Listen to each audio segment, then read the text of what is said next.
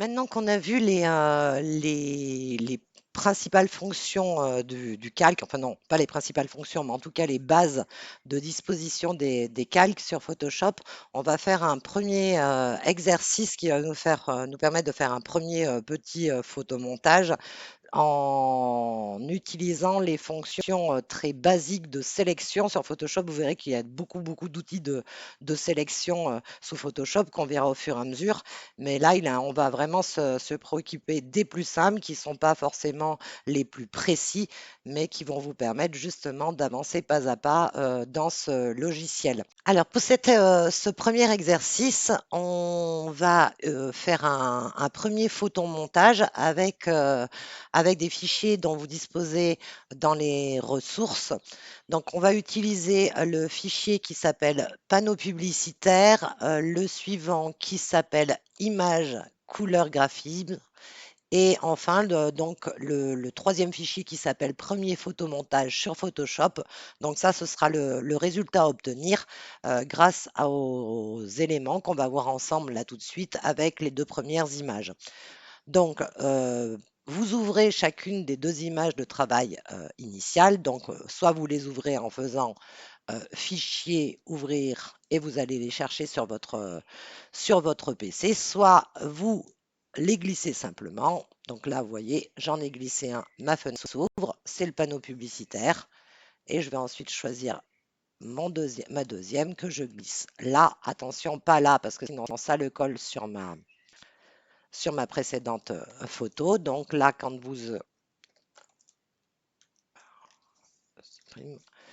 vous prenez le deuxième fichier à ouvrir, vous tenez votre souris avec le bouton gauche appuyé, vous glissez et attention, vous le copiez bien à cet endroit-là, là, dans l'onglet, de manière à ce que le deuxième fichier s'ouvre. C'est comme sur Illustrator, en fait, on l'a déjà vu ensemble. Et donc, enfin, ce qu'on est censé obtenir avec ce premier exercice sur la sélection, c'est ce photomontage-là. Donc, pour arriver à ce résultat, on va utiliser donc les deux images panneau publicitaire et image couleur graphisme. Donc, vous voyez que le but est de sélectionner une part de cette affiche, de modifier un peu ses couleurs et de le coller sur cette autre affiche. Alors, on va utiliser le premier outil de sélection qui est le plus classique dans Photoshop. C'est cet outil que vous voyez à côté de l'outil de déplacement, hein, l'outil rectangle de sélection. Vous cliquez dessus et c'est ce qui va vous permettre de faire votre première sélection sur la fiche. Vous voyez que vous avez un premier menu là-dessus hein, qui est lié à l'outil que vous avez utilisé. Vous faites bien attention de cliquer là. Ça, c'est pour faire une sélection unique. On va juste voir après ce qu'il en est pour les suivants. Donc là, si je prends mon rectangle, que je tiens le bouton gauche de ma souris appuyé, vous voyez que je fais une sélection qui est représentée par un rectangle en pointillé que vous voyez sur mon image. Si je reprends l'outil de déplacement, là, vous voyez que je peux déplacer très facilement la sélection que je viens de faire sans aucun problème. Là, ce n'est pas le but. Nous, le but, c'est de modifier cette partie en couleur et de coller sur le panneau publicitaire. Donc, là, si par exemple, je m'étais trompée, donc c'est un petit peu une forme simple, mais imaginons que j'ai fait une erreur, j'ai lâché ma sélection là et je voulais justement gérer toute la sélection. Donc c'est pas grave, hein, si vous en avez déjà fait une, vous pouvez simplement modifier en rajoutant des bouts à votre sélection.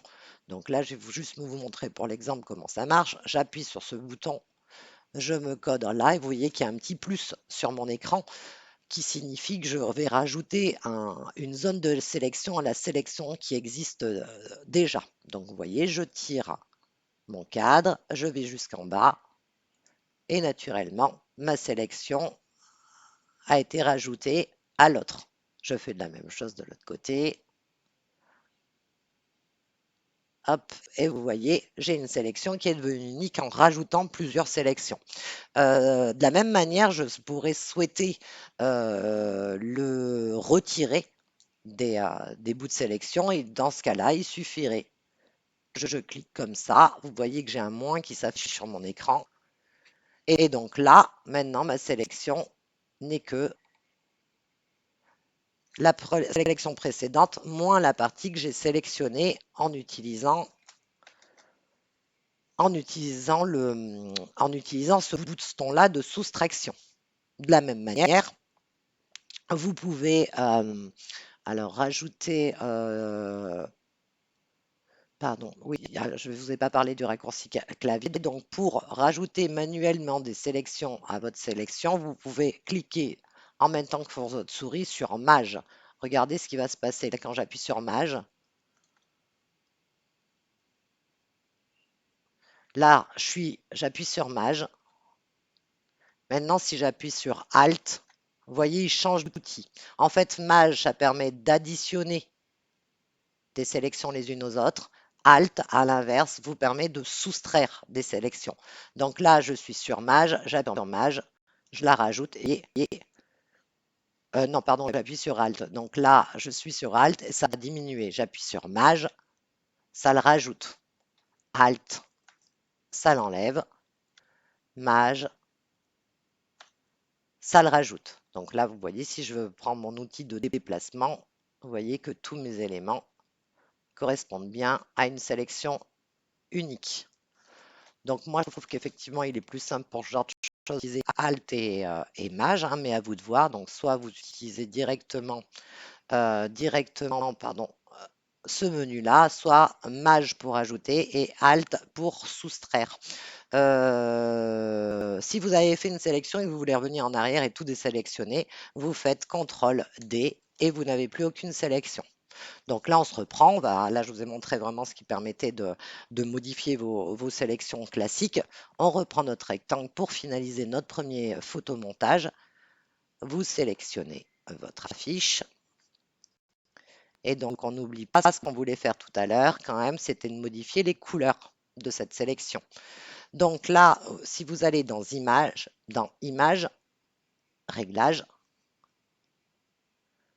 et teinte de saturation, et que vous jouez avec ce petit curseur de teinte, vous voyez que vous modifiez directement uniquement la sélection que vous avez faite sans toucher au reste de l'image initiale. Donc là, ça ressemble à peu près à ce que je souhaitais. Je clique sur OK. Et là, vous allez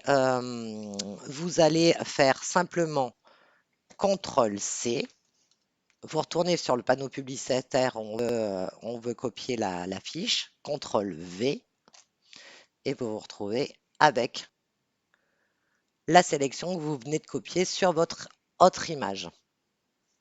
Donc là, ce qu'on veut faire, c'est qu'elle soit du coup calée sur le panneau publicitaire, mais nous, notre sélection de base est rectangulaire, donc il va falloir la transformer un petit peu. Et pour la transformer, il vous suffit d'aller dans le menu Édition, Transformation et Distorsion. Distorsion, c'est ce qui va nous permettre de suivre la perspective en fait qu'on a par rapport à la prise de vue sur le panneau publicitaire. Donc si vous cliquez sur Distorsion, vous allez voir ces petits éléments qui vont vous permettre de modifier votre image.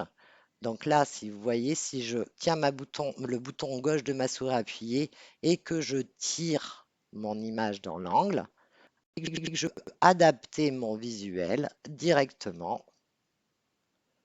à la forme que je souhaite, c'est-à-dire là, à la perspective de mon panneau publicitaire. Vous faites ça pour les 4 angles de l'affiche et vous vous retrouvez du coup avec une affiche qui correspond à ce que vous souhaitiez au niveau de votre premier photomontage. Donc, vous voyez, l'ajustement des couleurs est un peu différent, mais ça nous a permis au moins de voir l'outil de sélection très classique, de copier-coller d'une image à l'autre, et enfin de déformer la sélection que vous venez de réaliser sur ce fichier. Donc là, soit vous l'avez fait en même temps que moi et en faisant pause, soit vous faites vous-même cet exercice et on se retrouve pour la suite juste après.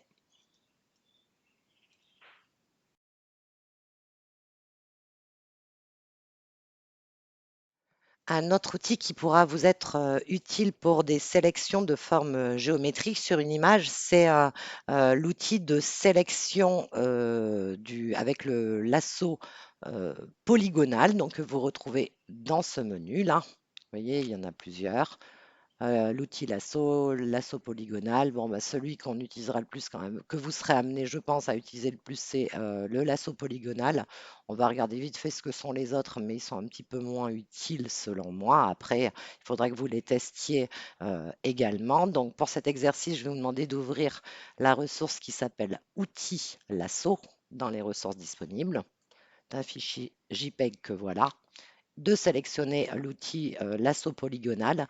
Et pour l'utiliser, c'est très simple en fait. Il vous suffit de cliquer une fois sur votre point de départ, hein, sur l'image que la forme que vous souhaitez sélectionner sur votre image de fond, de cliquer une fois, de cliquer une seconde fois. Donc là, moi, j'ai pas mis de zoom, hein. Vous allez voir, ça va pas être au pixel près, mais en tout cas, c'est pour vous montrer la manière de fonctionner cet outil. Et vous faites des points comme ça au fur et à mesure de l'avancée pour sélectionner votre forme. Voilà. Et donc, une fois que vous êtes arrivé à la fin, vous vous rapprochez du point terminal et vous cliquez deux fois et ça ferme complètement votre sélection. Donc là, de la même manière qu'on l'a fait tout à l'heure, je pourrais la copier, la coller et lui modifier les couleurs sans aucun problème. Donc, comme on vient de le voir, donc là, on a sélectionné notre forme. Ce qui est intéressant également, c'est de pouvoir intervertir la sélection. Ça signifie là, par exemple, que si je voulais que le fond de mon image soit en couleur, pour ça, il faudrait que j'inverse la sélection de manière à ce que je n'ai pas à redessiner la sélection initiale en ne sélectionnant que le blanc là sur cette photo. Donc, ce qu'il faut faire, c'est simplement pardon, je vais mettre là. C'est simplement cliquer droit sur la sélection que vous aviez initialement et indiquer intervertir. Donc là, vous voyez ce que je viens de faire. Ça m'a permis de sélectionner uniquement le blanc sur cette illustration de manière à pouvoir modifier tout ce qui n'avait pas été dans ma sélection initiale. Si je prends par exemple mon pot de peinture et que je le mets en, je sais pas, en rose, ok. Et que là, vous voyez, je clique sur ma sélection, hop, vous voyez tous les éléments en fait ont été modifiés au niveau de la couleur sans que je touche à la sélection initiale. Si je reviens en arrière, de la même manière, je peux faire un outil de dégradé. Donc là, hein, je vous laisserai vraiment, il va vraiment falloir que vous utilisiez tous les outils au fur et à mesure. On reviendra sur la couleur, mais de toute manière, en ayant vu Illustrator, vous ne serez pas complètement perdu sur ces éléments-là. Et de la même manière, pour un dégradé, je peux très bien moi-même gérer mon dégradé sur mon fond comme ça et le modifier si je le souhaite. Mais là, on n'est pas au niveau de la couleur. Mais vous voyez, ça m'a mis un fond sur un calque qui n'est vraiment que l'image qui n'était pas sélectionnée au démarrage.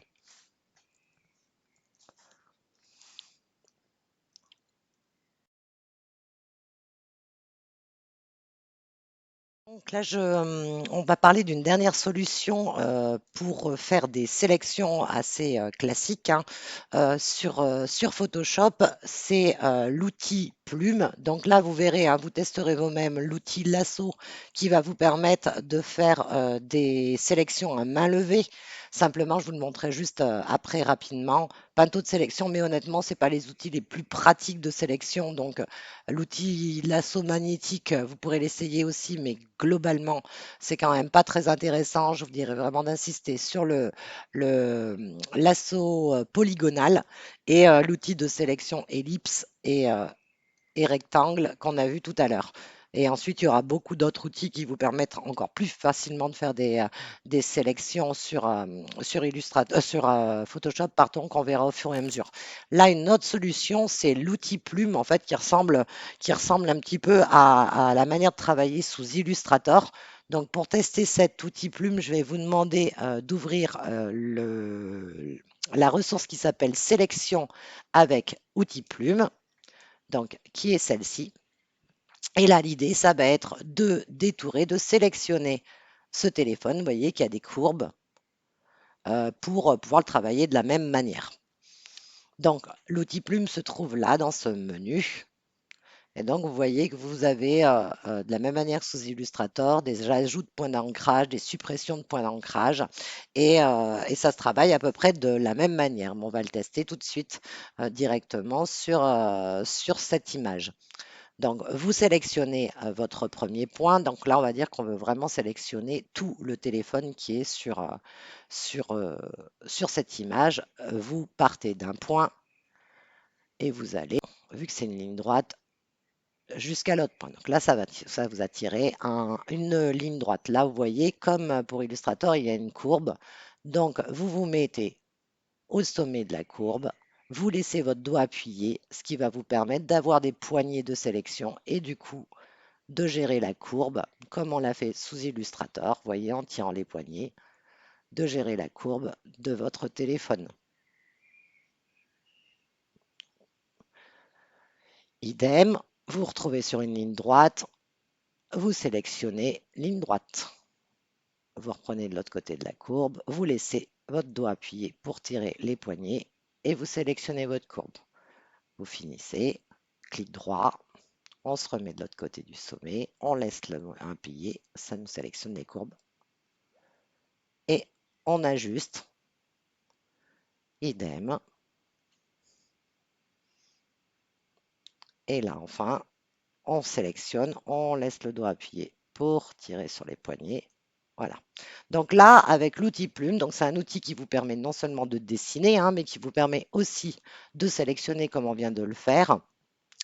De la même manière sur Illustrator, on va zoomer un peu parce que, parce que je vois là par exemple que j'ai pas bien géré mon détourage. Donc comme sur Illustrator, vous avez des outils de sélection directe et indirecte.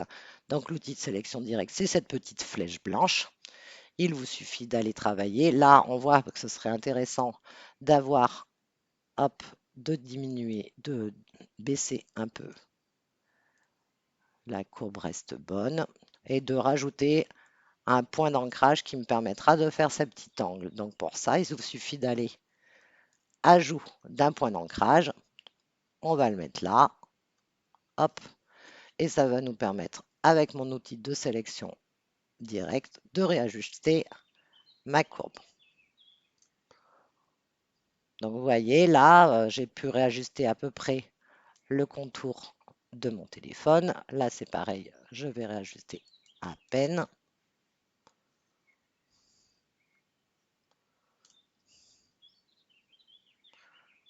Voilà, donc on a à peu près correct. Là, j'ai sélectionné mon téléphone. Et donc, pour que cet outil, en haut, c'est pas top, je vais aussi modifier mon point.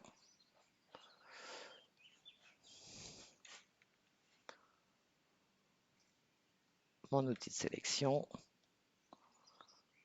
Hop là. Je le mets là.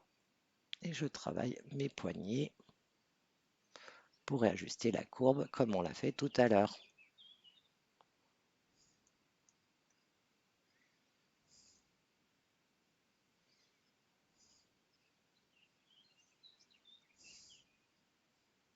Je vais rajouter un point d'ancrage, ce sera plus rapide. On va le mettre au milieu.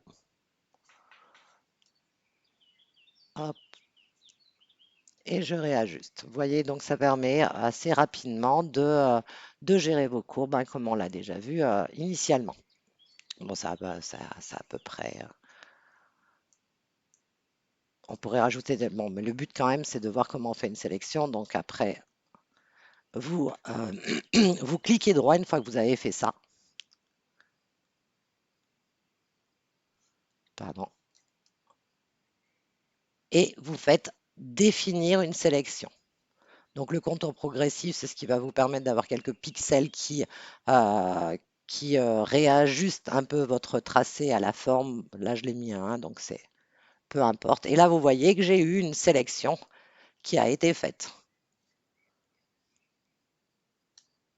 directement grâce à mon outil plume. Donc là, si je fais,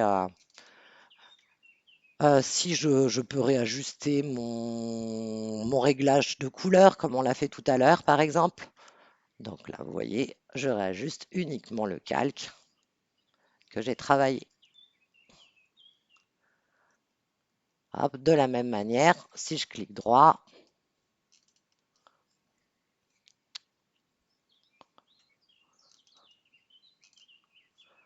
pardon, j'ai l'outil de sélection. Si je clique droit et que je fais intervertir, je vais sélectionner mon arrière-plan et là encore, je peux modifier directement la couleur de mon arrière-plan.